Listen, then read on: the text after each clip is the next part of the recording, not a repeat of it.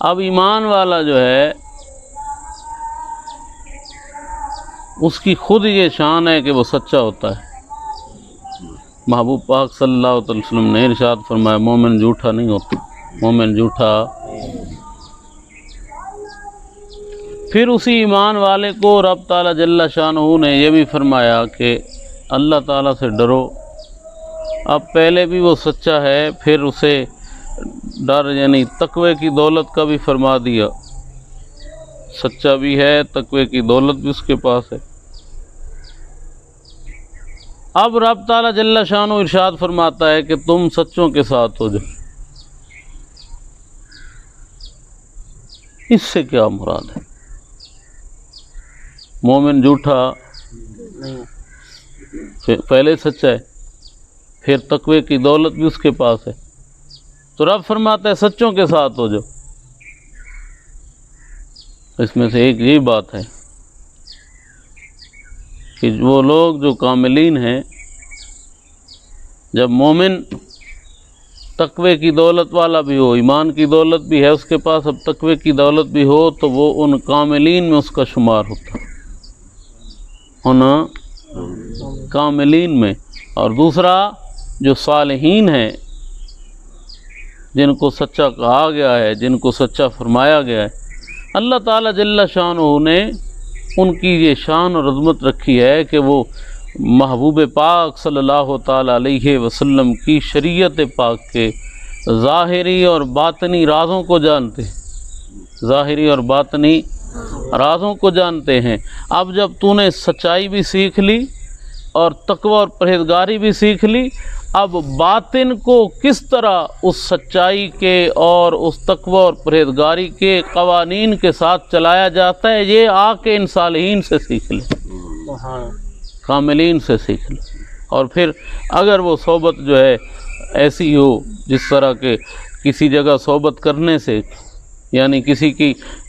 صحبت اختیار کرنے سے، کسی کے پاس بیٹھنے سے بندہ یہ سچ کی دولت جو ہے اسے وہ حاصل ہوتی ہے، اور جھوٹ کی نحوست سے اسے نفرت ہوتی ہے، تو یہ نشانی ہے کہ اللہ تعالیٰ جل شانہ اسے کاملین کی صحبت عطا فرمائیے۔ اور پھر اللہ تعالیٰ جل شانہ معاف فرمائے، اگر کسی ایسے کی صحبت نصیب ہوئی تمہیں، تم نے سمجھا کہ یہ بڑا نصیبہ ہے میرا، بڑی خوشی کی صحبت نصیب ہوئی تمہیں،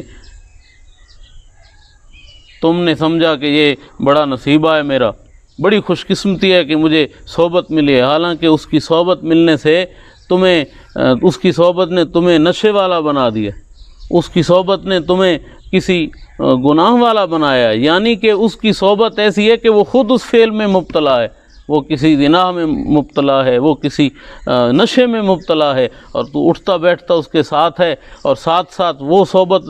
وہ اثر تو نے لے لیا ہے، اور اب بھی تو سمجھتا ہے کہ یہ شخص جو ہے جو نشے میں اتنی حد کو پہنچا ہوا ہے، جو شریعت کی مخالفت میں اتنی حد کو پہنچا ہوا ہے، یہ شخص خود بھی بچے گا اور مجھے بھی بچائے گا، تو یہ سراسر بے وقوفی ہوگی۔ اللہ تعالیٰ جل شانہ نے جن کے لیے بتایا ہے، فرمایا الذین آمنوا وکانوا یتقون، کہ وہ ایمان اور تقوی کی دولت سے مالا مال ہوتے ہیں، جن کے لیے تمہیں فرمایا گیا کہ ان کے ساتھ ہو جاؤ۔ جب تم ساتھ ہو گئے ان کے پاس، تو اللہ تعالیٰ نے ان کو خزانوں سے نوازا ہے۔ ایک اور حدیث شریف میں اس میں ہے کہ تقوی کے کان جو ہیں وہ صالحین کے دل ہیں، تقوی کے کان۔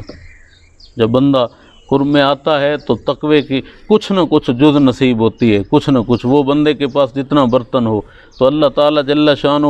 ہمیں یہ سمجھ عطا فرمائے، اور یہی وجہ ہوتی ہے جب آپ کسی کامل کے پاس جاتے ہیں تو یہ نہیں مراد کہ وہاں جا کے ہمارا مقصود جو اصل مقصد ہے کہ جا کے بندہ کہے کہ بس میرا یہ کام ہو جائے، بس مجھے وہ مل جائے، بس مجھے یہ مل جائے، نہ نہ نہ نہ، یہ رات تمہارے لیے اصل میں اس لیے تھا کہ تم وہاں جا کے کہو کہ مجھے میرا رب مل جائے، مجھے میرا رب مل جائے۔ اور یہ صالحین جن کو سچوں کے ساتھ تمہیں کہا گیا ہے، تم کہتے ہو کہ میں اللہ کا بندہ ہوں، اللہ والا ہوں، اور باطناً تمہاری طلبیں کچھ اور ہیں، یہ وہ سچے ہوتے ہیں جن کا ظاہر بھی اپنے رب کا طالب ہوتا ہے اور باطن بھی اپنے رب کا طالب ہوتا ہے۔ اللہ اکبر۔ بڑی زبردست گل جڑی